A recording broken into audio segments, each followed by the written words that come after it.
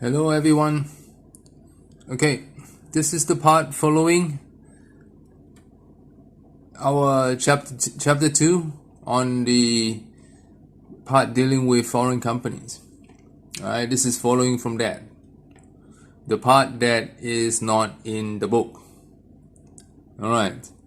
Now, this is a document showing three structures or three techniques, if you like, that people use, foreigners use to get round applying for the alien business operation license, or you could say avoid applying for the alien business operating license. All right, and why people avoid is, as I have mentioned, the top four reasons actually why people choose rather not to apply for the alien business operation license. Now, there are one or two things I want you to take note first before I start explaining these techniques.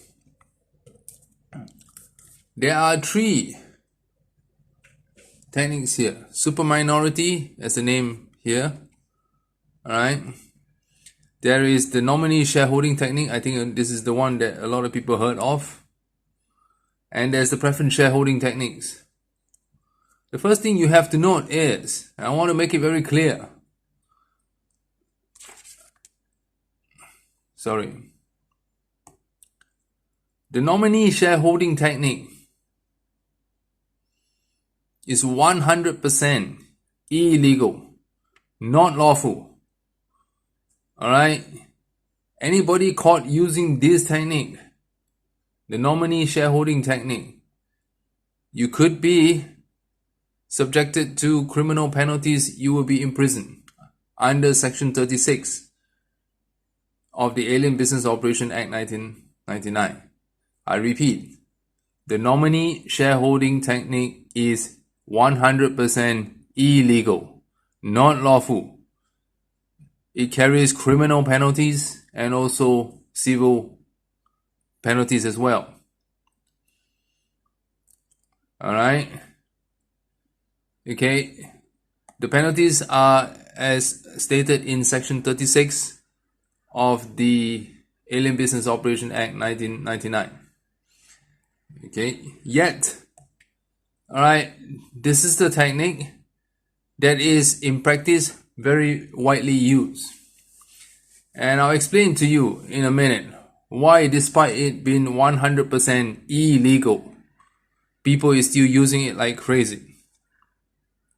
And this calls for certain amount of reforms to the law, especially Section 36.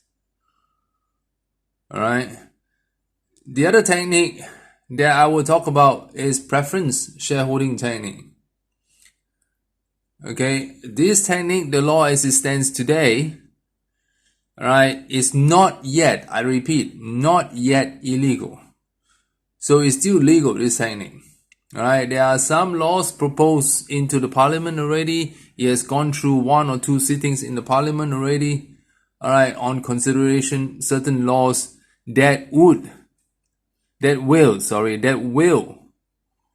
make this technique, preference shareholding technique or preference shareholders technique, illegal.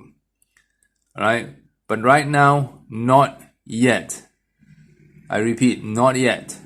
But it may become illegal if those laws are passed. Alright, the super minority technique, I will not talk about this. I will only talk about nominee shareholding first, and I'll talk about preference shareholding technique. I will not talk about the super minority. Why? Because it's not very popular. If you want to know, we can discuss it during our tutorial or our question and answer discussion. Alright. Okay, if you want to know more about this technique. Okay, and I think if we discuss there, and if you know how this technique works, you will know why it's not popular. Alright.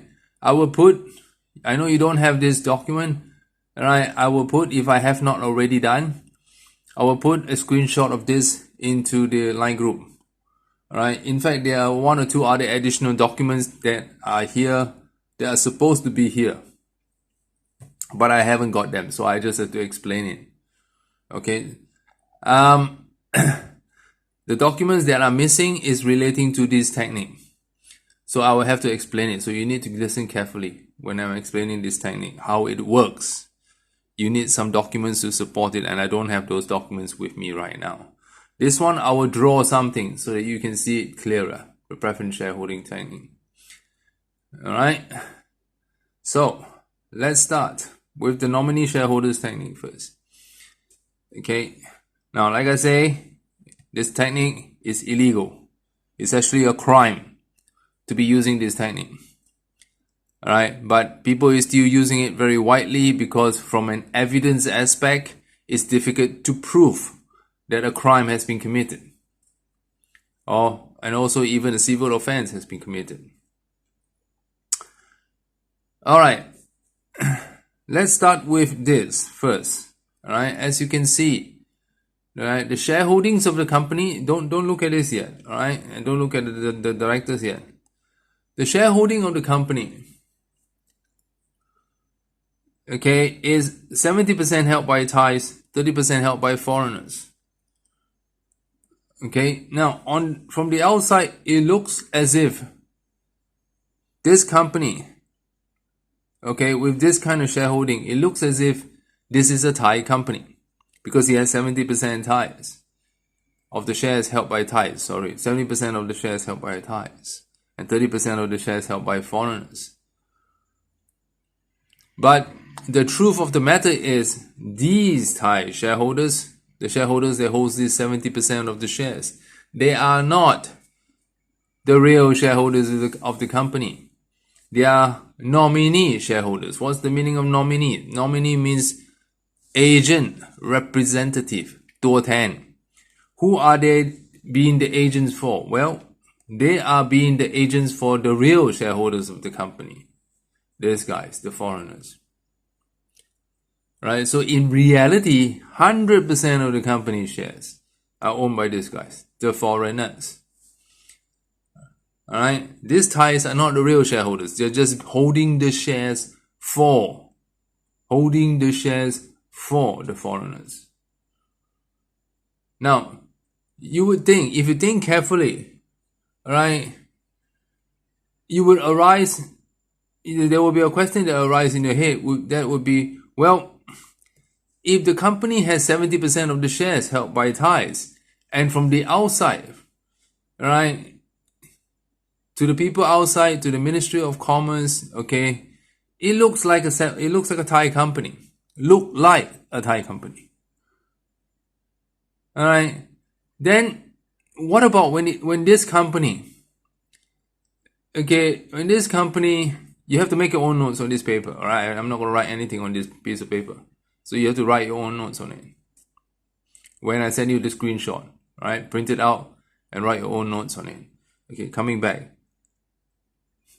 This company, let's call this company ABC Company Limited. For example, this company is called ABC Company Limited. Alright, and ABC Company, let's say they make, alright, 5 million baht. 5 million baht profit last year. Okay. With that kind of profit, okay, there is a possibility that the shareholders of the company would want to share the profits.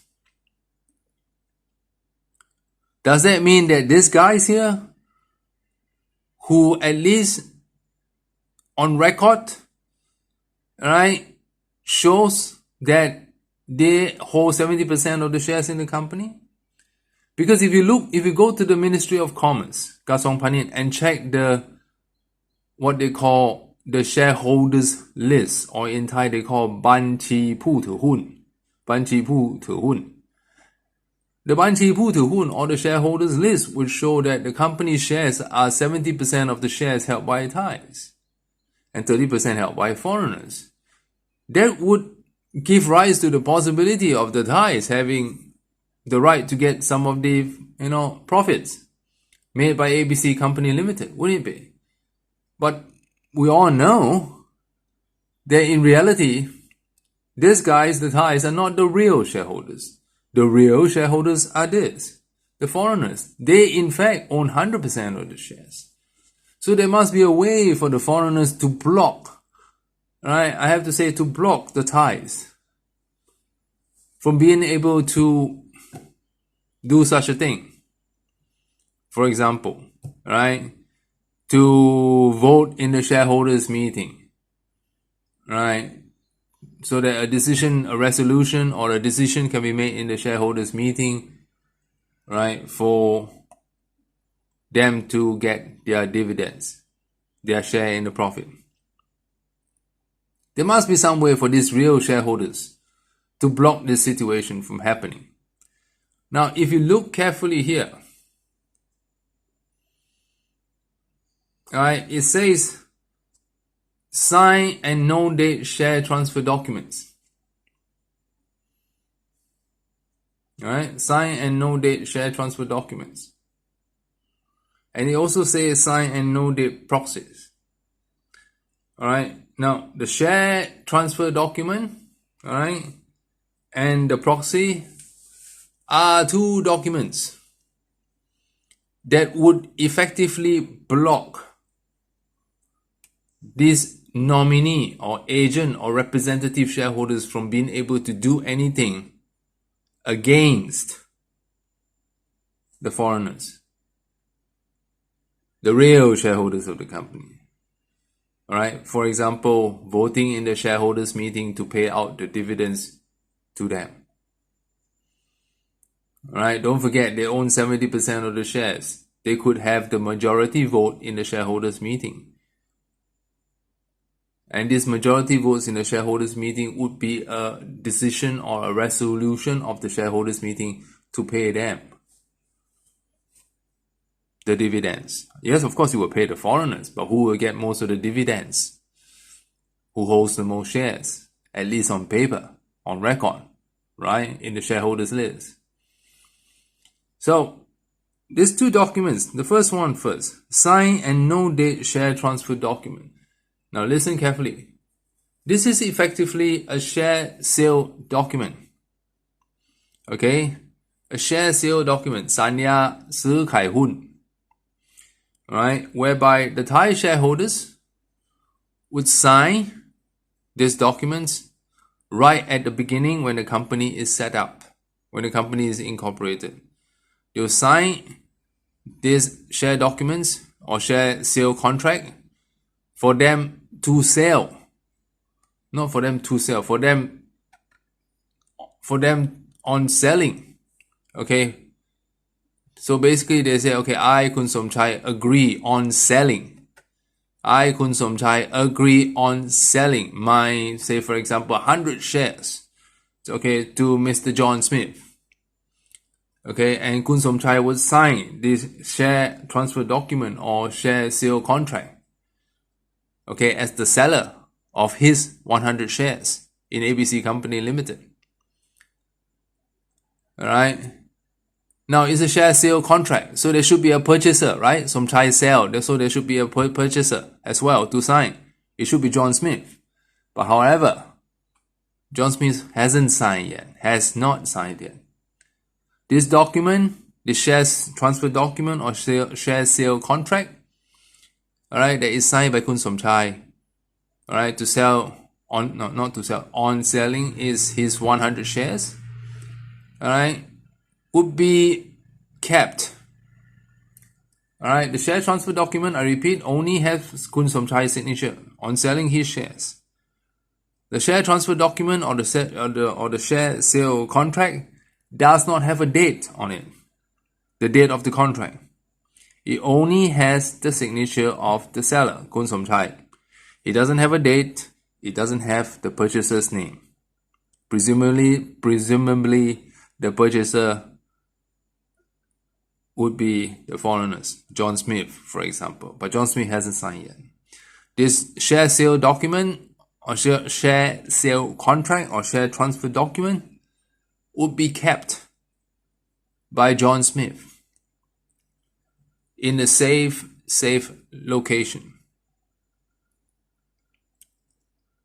Alright, this document cannot get into the wrong hands. In other words, the hands of the police or the hands of the Ministry of Commerce or the Revenue Department, because this document proves the illegality, the unlawfulness that a nominee shareholding technique has been used. Whenever the Thai shareholders try to do something funny against the foreign shareholders, alright, the foreign shareholder, for example, Mr. John Smith, will take out the share transfer document, sign the share transfer document as the buyer of Kun Somchai's shares, go to the Ministry of Commerce to update the shareholders list, find a new Thai shareholder to sign another share transfer document. Okay, let's say Kun B. Alright. Oh, sorry. I got myself confused again. Sorry, backtrack. Whenever Kun Somchai try to do something funny, right, or do something against the foreign shareholders' intentions, right, then John Smith would find Kun B, a new Thai shareholder, to come and sign the share transfer document as the purchaser. Sorry, just now I said John Smith. It should be Kun B as the purchaser, to buy the shares over from Kun Somchai. And then the shareholders list in the Ministry of Commerce would be updated. Kun Somchai's name will be taken out of the shareholders list, and the new shareholder would be in there as Kun B. Alright, and then John Smith will get Kun B to sign another one of these share transfer document or share sale contract as the seller. Kun B as the seller now. Okay, the new share transfer document, and again there's no date and there's no purchaser. Alright, in this new share transfer document or share sale contract. There is this other document here. Okay, as you can see, it's stated sign and no date proxies.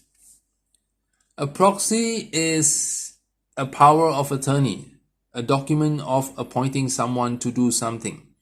Or in Thai you could say it's a หนังสือมอบอำนาจ, a power of attorney. Right, basically to appoint somebody to go to the shareholders meeting in this case. Alright, now Kun Somchai, who is the nominee shareholder, you don't want Somchai to go to the shareholders meeting. You, as in John Smith, doesn't want Somchai to go to the shareholders meeting. So again, at the beginning, when the company is first incorporated, Kun Somchai would sign a lot, maybe 20 pieces, 20 documents of this power of attorneys or proxy to appoint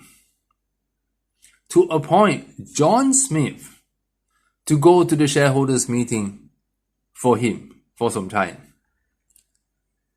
Right? So by signing these documents or power of attorneys over to John Smith to go to the shareholders meeting, Kun Somchai would never be able to attend the shareholders meeting and to vote in the shareholders meeting as one of the co-owners of the company. These two documents, the share transfer document, or you could say the share sale contract, and the proxy, right? Proxy in Thai they call หนังสือมอบฉันทาส. If you don't like it, you can use the word หนังสือมอบอำนาจ, the power of attorney. It's basically a document where Kun Somchai say, I, Kun Somchai, hereby appoint, right? ขอมอบอำนาจให้ or ขอมอบฉันทาสให้ John Smith นะ เพื่อเข้าประชุม right? ผู้ถือหุ้น to go to the shareholders meeting. On what date? There's no date stated there. No date. At what time? No time stated on this document. Somchai will sign 20 of this, for example, and give it to the real shareholder of the company, John Smith. So whenever John Smith and other foreign shareholders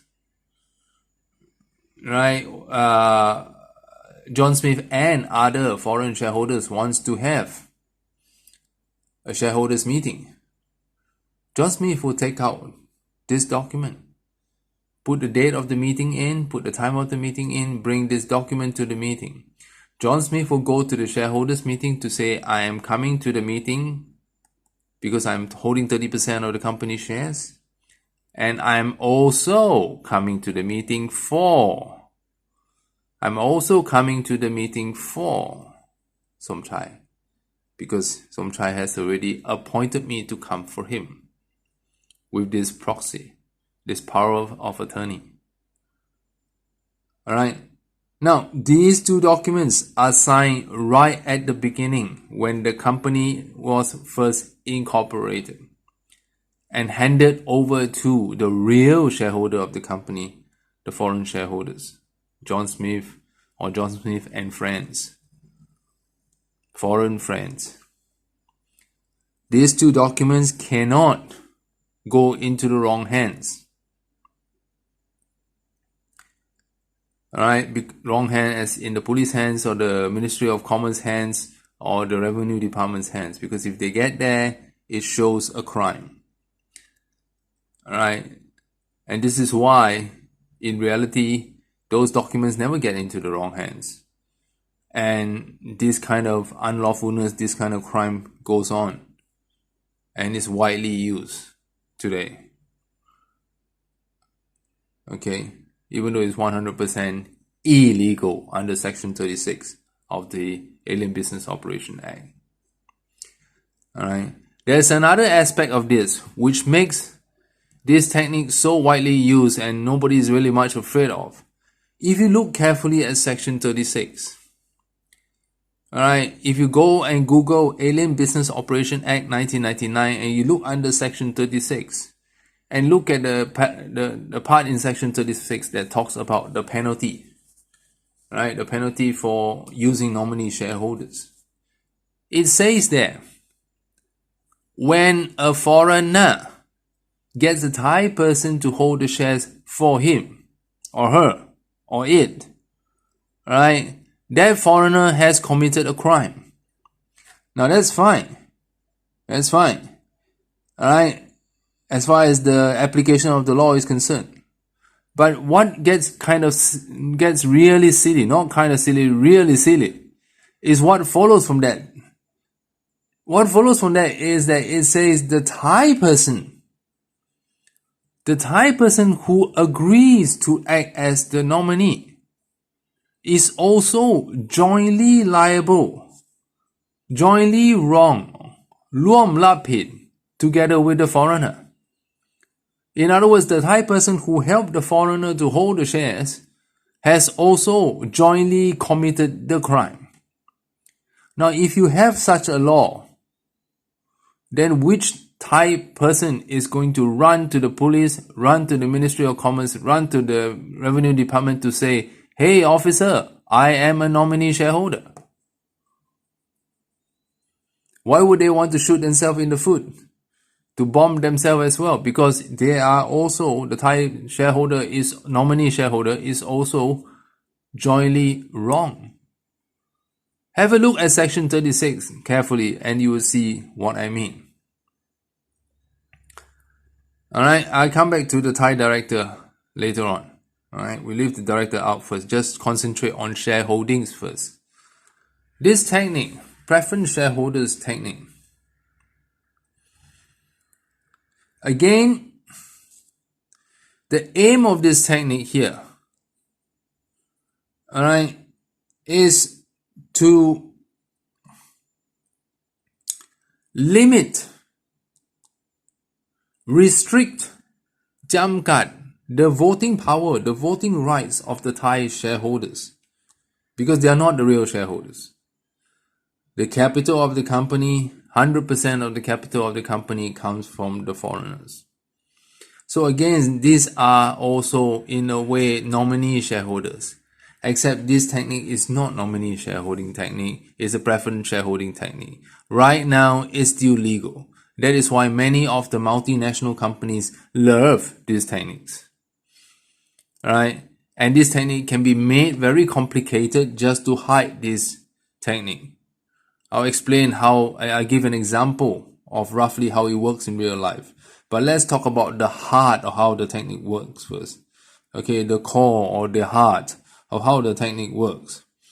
Alright, it works on restricting, limiting the voting power, the voting right of these guys, the Thai shareholders. Because they are not the real shareholders of the company. Right? The real shareholders of the company is again here. All the capital of the company comes from these guys, the foreigners. Okay, now you can see this word here, articles of association. Articles of association in Thai, meaning ข้อบังคับของบริษัท. What it is that it is a set of rules, or you call bylaws, internal rules of the company. Internal rules in the sense that these rules talks about how the company should function on the inside. For example, okay, how many times per year should the shareholders have their shareholders meeting? Should it be monthly, every 2 months? The law only requires one every year, right? For company limited, right?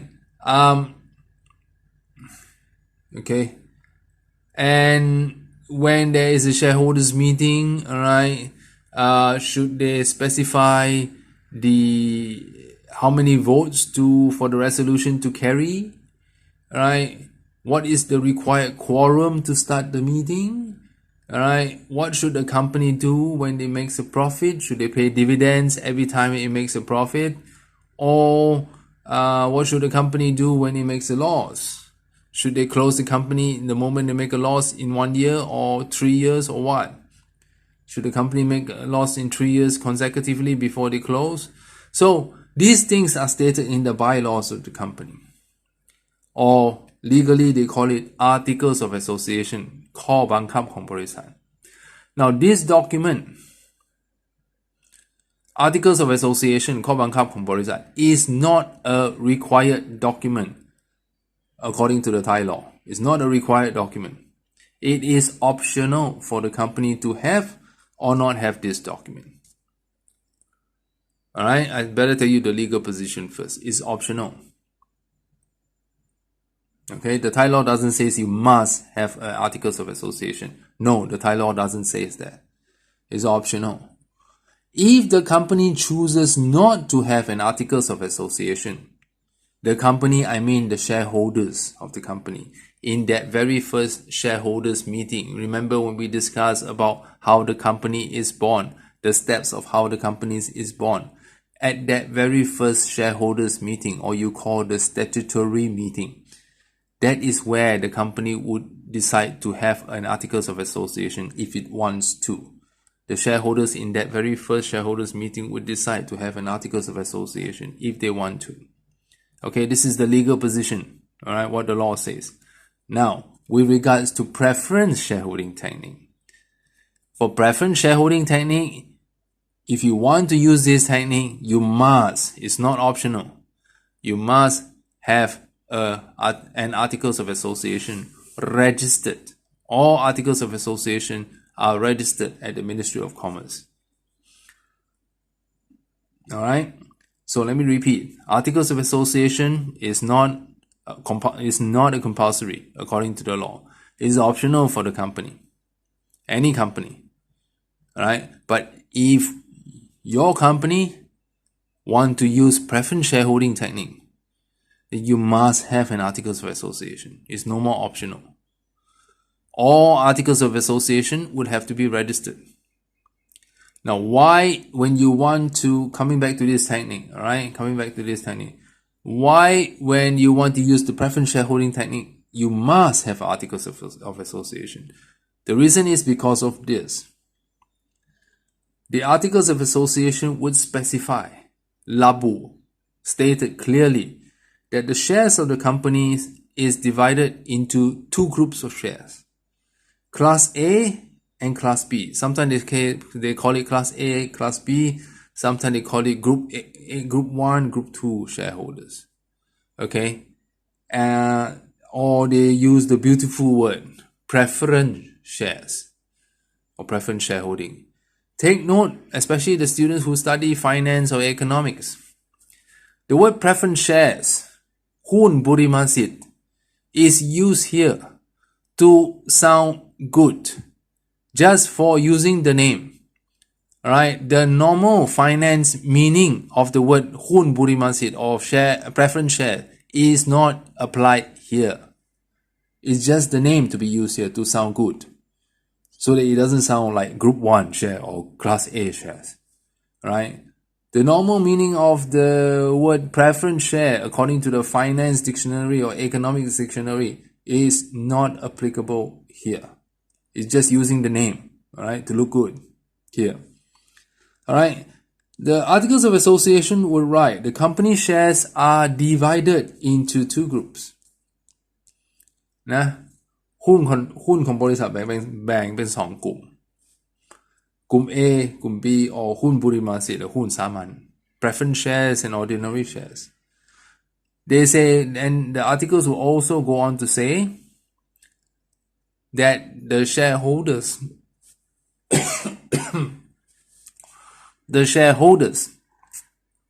they don't use the word Thai shareholders or foreign shareholders. They just say that the shareholders who hold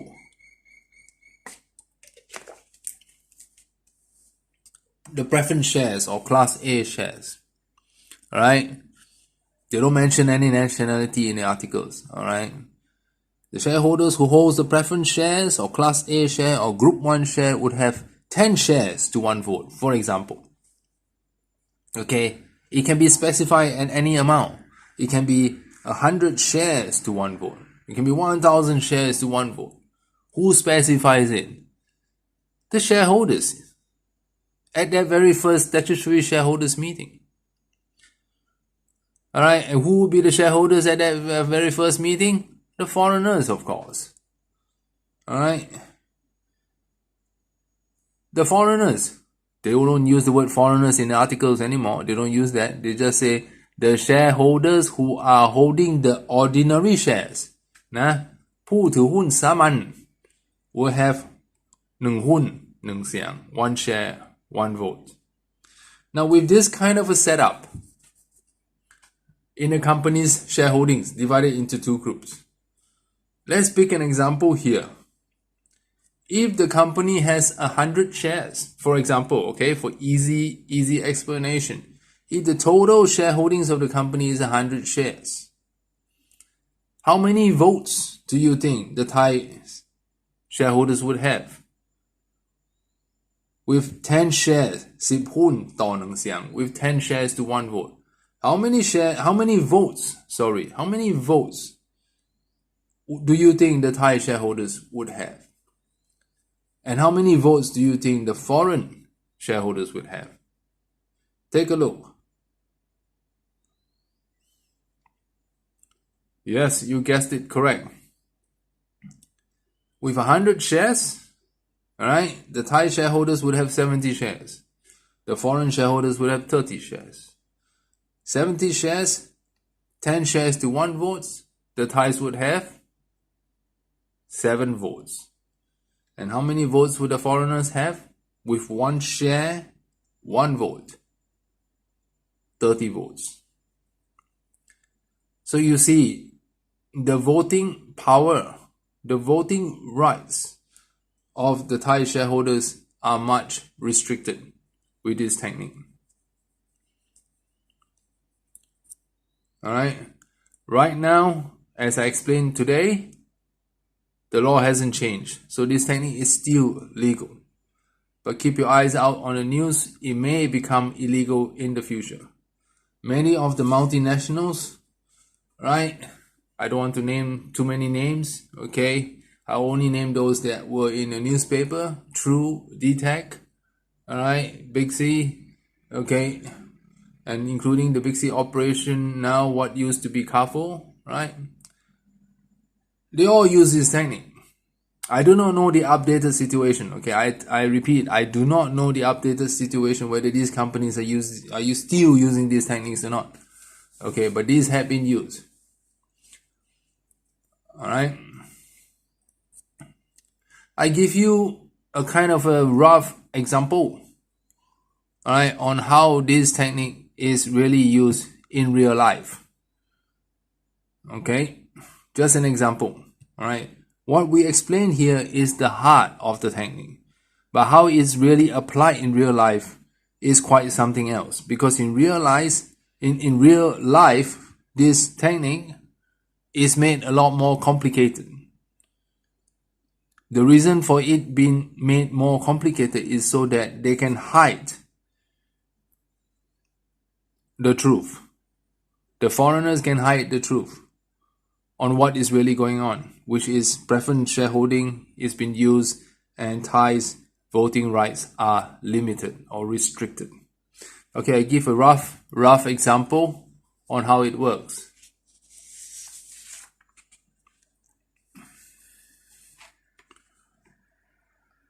Okay, this is just a very rough example, right? You have here country a country outside Thailand, a foreign country. And you have here a company called AO company. Alright, AO company. Alright, maybe you can see the word clearly. Alright, yeah, AO company. AO company is located in a foreign country. AO company would come to Thailand, some of its shareholders, alright, would come to Thailand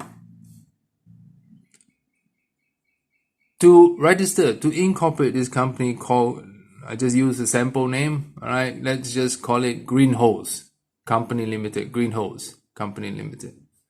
Now Greenhose Company Limited, alright, has 80% of its shareholding held by Thai preference shareholders. And of course, these guys, their voting rights are much restricted, as we just explained. Alright, 20% of Greenhose shares are held by foreign ordinary shareholders. 1 share, 1 vote. These guys may be 1,000 shares, 1 vote, 100 shares, 1 vote, 50 shares, 1 vote. Alright. Now, if we just have it like that, alright, though the preference shareholding technique is still legal as it stands today, to the public it doesn't make Greenhose look very good. It doesn't make company A look very good, right? Because they are really just getting around the Thai law.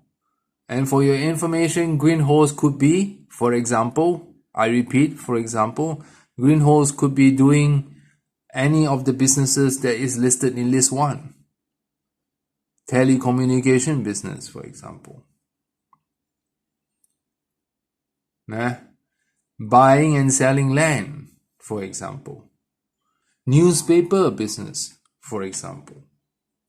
Right? Because Greenhose, if you look at the shareholding, is Greenhose a foreign or a Thai company? Of course, it's a Thai company. Why? Because 80% of the shares are held by Thais.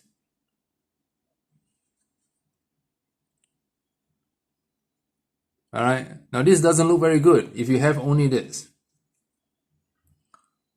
Because from this, people can clearly see, even though there's no law against it right now, the real owners of the company is actually this AO company in a foreign country.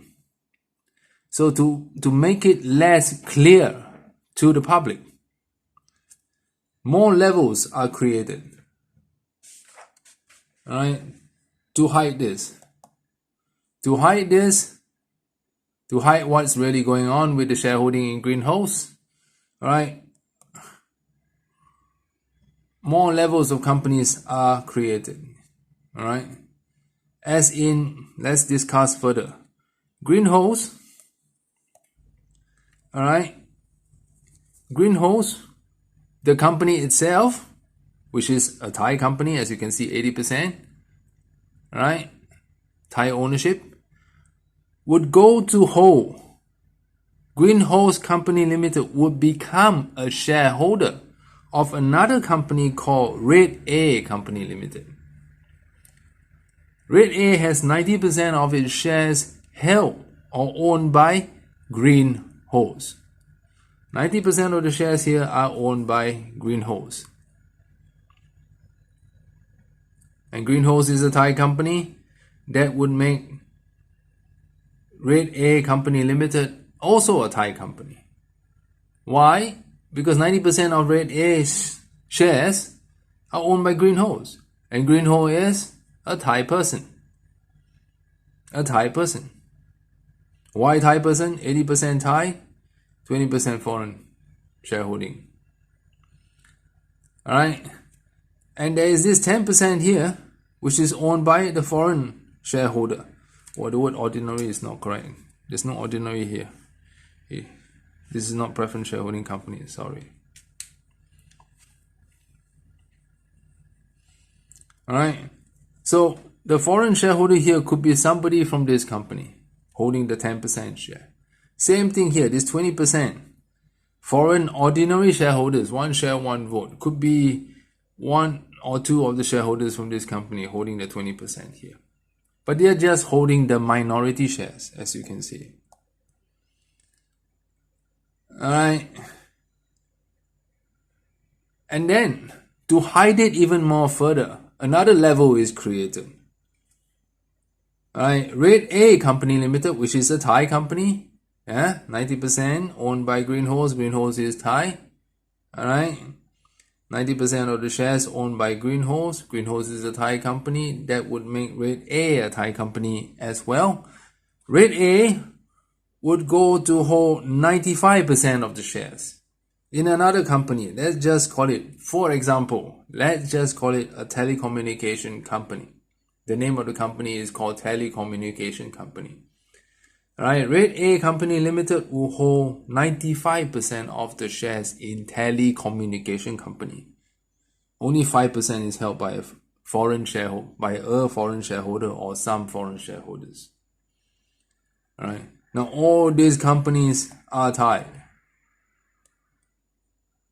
Alright, they don't have the problem of the alien business operation license having to apply for that. They don't have to. This can operate telecommunication business. No problem. If you look at the Telecommunication Business Operation Act, พรบประกอบธุรกิจโทรคมนาคม it says that a company that wants to do telecommunication business, which includes internet business, okay, has to be at least 75% of its shares owned by a Thai person. Oh, this company has 95, not only 75%, 95% of its shares owned by a Thai person. No problem. It's a Thai company. It can operate telecommunication business. Alright. I have here 3 levels. In reality, it goes to another level as well. This is why there's another dotted line here, because there will be another level created. All these levels are created so as to hide the truth. The truth is here in green. Okay, this is how the preference shareholding actually work. The preference shareholding technique is actually applied in real life. Right? I don't mention any name. I just give you a rough example of how it's really carried out. Right? What the public sees. In our example here, what the public see is this. This is what the public sees. The public sees a company operating telecommunication business. The public sees that this is a Thai company with 95% of its shares owned by Red A. Alright? The foreigners hold the minority shares. 5% here, 10% here. This is what the public see. Alright? But if you trace back and back and back, you go back to AO company that is in a foreign country. Okay, that's all for this part.